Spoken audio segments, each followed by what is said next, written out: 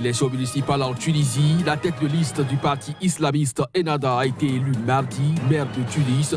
Son nom, Souad Abderrahim, une première pour une femme. Au Cameroun, une collecte de fonds géante a été lancée pour venir en aide aux victimes de la guerre qui sévit actuellement dans la région anglophone du pays entre militaires et séparatistes anglophones.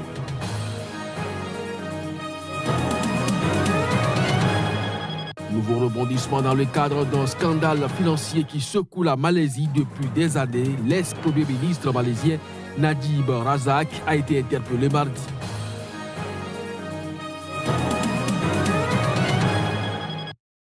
C'était là le sommaire du journal. Mesdames, Messieurs, bonjour et bienvenue. Le Bénin abrite pour 3 jours, et ceci à compter du 3 juillet, le Forum Africa DNS. C'est une rencontre d'experts du monde du numérique réunis pour échanger sur le thème « Construire une industrie durable ». Ceci des noms de domaines en Afrique. Reportage Claire Stéphane Sacramento. Comment aider l'industrie des noms de domaine en Afrique à croître à un rythme compétitif, amener le continent à se mettre au même niveau que le reste du monde en la matière. Ces préoccupations seront au centre des discussions pendant les 3 jours que durera le Forum Africa DNS. Nous sommes dans une industrie des noms de domaine où les revenus qui sont générés ne profitent pas beaucoup à l'Afrique. Alors que nous pensons que l'économie numérique, et tout le monde en parle, tout le monde croit à l'économie numérique. Par contre, très peu ont une vision claire de comment faire pour en profiter. Est-ce qu'il sert à grand-chose d'ouvrir toutes les vannes et qu'on se retrouve avec 0 franc comme retombée locale par rapport à ce que nous sommes en train de susciter?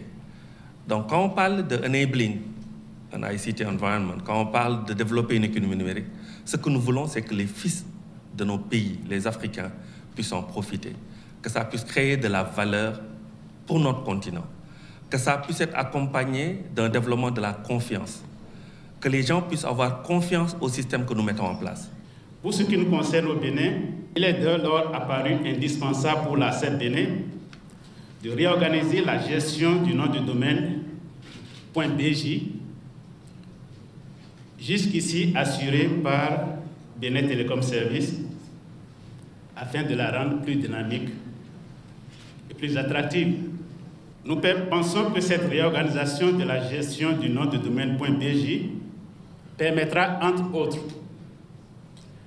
de passer au modèle épais de type 3R, à Registry, Registrar and Registrant, pour une meilleure visibilité et une meilleure commercialisation du .bj.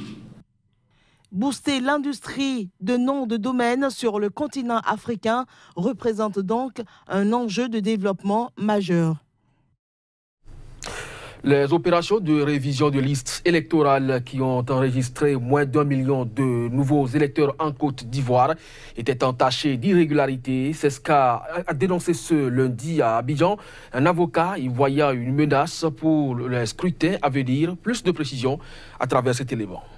Dans plusieurs villes, des personnes se sont fait recenser hors de leur lieu de vote pour être inscrites sur des listes en dehors de leur zone territoriale de vote, a accusé Maître Claver Ndry, qui représente plusieurs candidats indépendants et de l'opposition lors d'une conférence de presse. Nous dénonçons ces irrégularités. Ce sont des cas graves qui ont été portés devant le procureur général, a affirmé Maître Ndry, sans préciser le nombre de cas litigieux. Pour lui, il faut clarifier toutes ces questions pour que des contestations ne puissent encore diviser les Ivoiriens lors des élections municipales et régionales couplées cette année et pour la présidentielle de 2020. Des candidats avaient déjà dénoncé auparavant des fraudes au plateau, le quartier du pouvoir et des affaires d'Abidjan, une circonscription clé. La commission électorale indépendante a assuré enquêter sur ces allégations. L'opération de révision qui s'est déroulée du 18 au 24 juin a abouti à l'enregistrement de 428 233 personnes nouvellement inscrites, s'ajoutant aux 6 318 311 personnes déjà présentes sur les listes électorales. La plateforme d'opposition Ensemble pour la démocratie et la souveraineté EDS avait appelé les Ivoiriens à ne pas s'inscrire sur les listes électorales,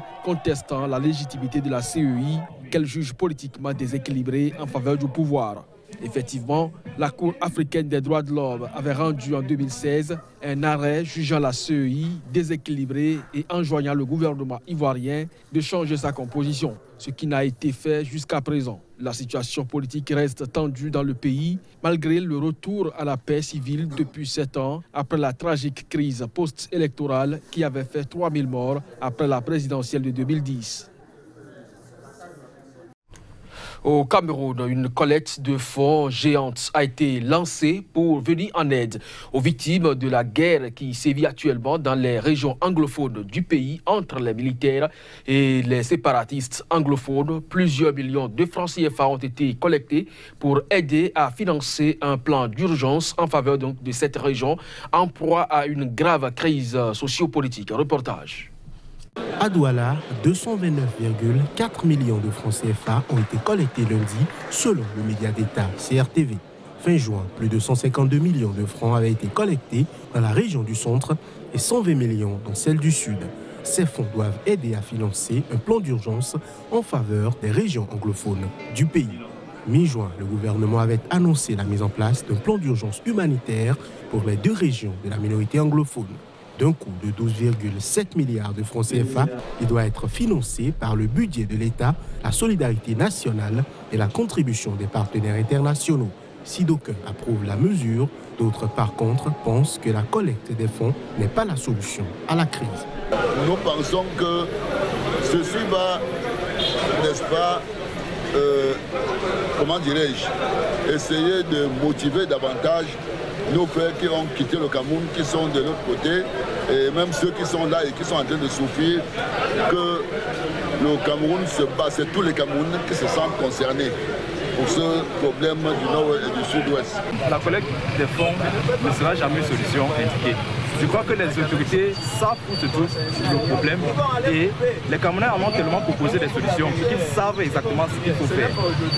Nous pensons tous que, et nous en interne comme dans la communauté internationale, que seul le dialogue serait la voie de recours. Sur les réseaux sociaux, des proches des séparatistes armés ont quant à eux invité les populations des 2 régions anglophones à ne pas accepter l'assistance gouvernementale. Dans le nord-ouest et le sud-ouest, les combats sont devenus quasi quotidiens entre les forces camerounaises et les séparatistes. Quelques 160 000 personnes ont dû fuir leur logement à la suite des violences, selon l'ONU, et 34 000 se sont réfugiés au Nigeria, selon l'agence nigériane de gestion des urgences. Je vous le disais en titre, l'élection municipale en Tunisie, la tête de liste du parti islamiste Ennahda a été élue mardi maire de Tunis. Son nom, Souad Abderrahim, une première pour une femme depuis la révolution tunisienne. Reportage.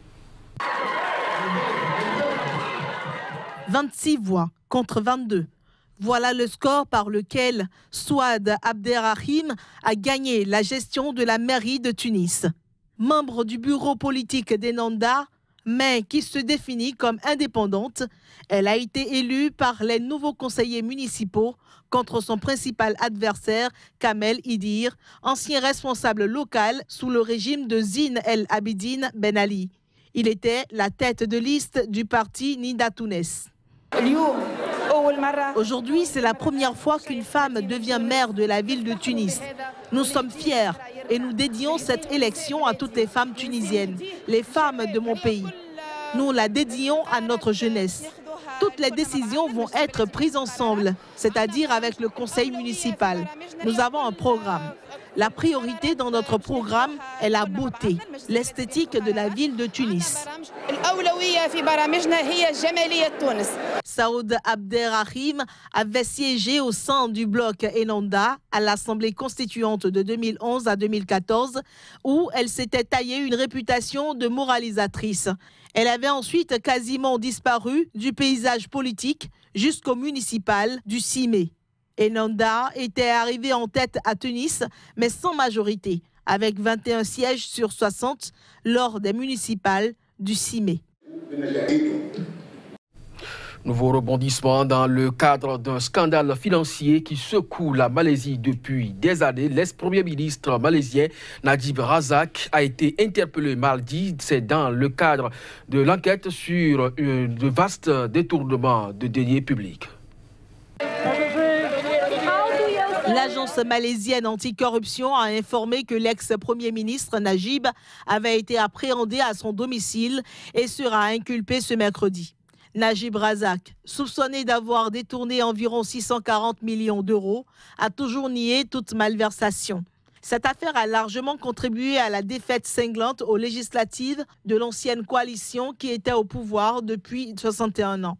En effet, peu après que Najib a quitté le pouvoir, la police avait révélé avoir saisi des centaines de cartons contenant des sacs à main de luxe remplis d'argent et de bijoux lors de perquisitions dans le cadre de l'enquête pour détournement de fonds visant celui qui fut Premier ministre de 2009 à mai 2018. Ces biens, estimés jusqu'à 234 millions d'euros, comprennent 24 millions d'euros en liquide dans 26 devises, quelques 12 000 bijoux, des centaines de sacs à main de grandes marques, ainsi que de nombreuses montres. Le nouveau gouvernement issu des législatives du 10 mai, dirigé par le Premier ministre Mahathir Mohamad, avait annoncé qu'il souhaitait récupérer les fonds détournés de la société publique One Malaysia Development Berhad, créée par Najib peu après son arrivée au pouvoir et endettée aujourd'hui à hauteur de 10 milliards d'euros. À présent, instant sport pour retrouver Johannes Toanou et aborder la Coupe du Monde en Russie 2018.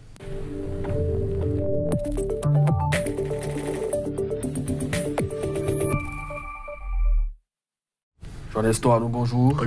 La dernière affiche des quarts de finale de la Coupe du Monde qui se déroule en Russie est connue après la dernière rencontre. Tout à fait, Kodjovi à Métonou. 2 rencontres étaient au programme hier. Premier match Suède-Suisse et c'est un seul but d'Emil Forsberg qui a permis à la Suède de dominer la Nati et de rejoindre les quarts de finale dans un match brouillon où il n'y a pas grand-chose à se mettre sous la dent. Dans le second match, l'opposition a été des plus âpres. Le match s'est également décanté en seconde mi-temps. Le but d'Harry Kane sur une faute idiote de Carlos Sanchez a permis à Kane, à la 57e minute, de se faire justice. Mais alors que les Three Lions croyaient le match en poche, Yeremina a surgi dans les dernières secondes du match pour égaliser de la tête sur corner, signant par là même son 3e but de la compétition. Les prolongations n'auront rien donné et c'est la fatidique séance des tirs au but qui a départagé les deux équipes. Pour la petite histoire, Kodjovi Métonou, l'Angleterre a été poussée 4 fois au tir au but en Coupe du Monde, en 90 face à l'Allemagne de l'Ouest, en 98 face à l'Argentine et en 2006 face au Portugal. Les Three Lions avaient été éliminés à chaque fois. La 4e fois, c'est la bonne. Les hommes de Gareth Southgate s'entraînaient depuis le mois de mars pour cet exercice-là. Cela a fini par payer face à la Colombie. Fernando Hierro a eu tort d'assimiler cette épreuve à de la loterie. Il faut bien s'y préparer. 4-3. Angleterre-Suède en quart de finale. Johannes Toanou, est-ce que vous n'avez pas l'impression avec la rencontre, la prestation de la Suède que le départ de Ibrahimovic en est pour quelque chose? Depuis son départ, le Pays-Bas a été éliminé par la Suède, l'Italie en match de barrage. Aujourd'hui, la Suède est en train d'enchaîner des succès. Tout à fait. Ce qu'il faut dire, c'est que Zlatan Ibrahimovic est un immense talent, un immense ego, un immense personnage. Donc, il occupe l'espace et il peut-être annihiler la volonté ou la fougue de cette jeune équipe suédoise. Et je trouve que le fait de ne l'avoir pas pris lors des éliminatoires a permis à cette jeune équipe de progresser, d'assimiler les préceptes du jeu, de jouer ensemble, d'être solidaires. Et l'erreur, je dirais peut-être la chose la plus importante, c'est de ne pas l'avoir pris parce que, on se souvient, son agent Mino Raiola et lui-même ont fait feu de tout bois pour être de cette expédition russe-là. Et finalement, il n'y est pas. La Suède s'en porte mieux. C'est un joueur avec un gros ego. Il aurait sans doute empêché les jeunes de jouer ensemble et pourquoi pas de progresser. Eh bien, c'est un pari gagnant. L'Argentine peut s'en inspirer? L'Argentine, non. Parce que Aujourd'hui, outre Lionel Messi, il n'y a rien dans l'équipe d'Argentine. On est tous d'accord qu'il est le meilleur joueur et c'est plutôt les structures à mettre autour de Messi pour en extraire le maximum qui n'est pas possible. Le quart de finale, c'est déjà le vendredi. Quelles sont les affiches? Tout à fait. France-Uruguay, ce sera le 6 juillet donc à 16h. Brésil-Belgique le même jour à 20h. Suède-Angleterre le lendemain à 16h. Et puis Russie-Croatie, pays organisateur donc 7 juillet à 20h. Match très attendu. Mesdames et messieurs, ce sera donc tout pour cette édition. Merci de nous avoir suivis. L'information, ne le ratez pas, se poursuit donc sur Sika. À très bientôt.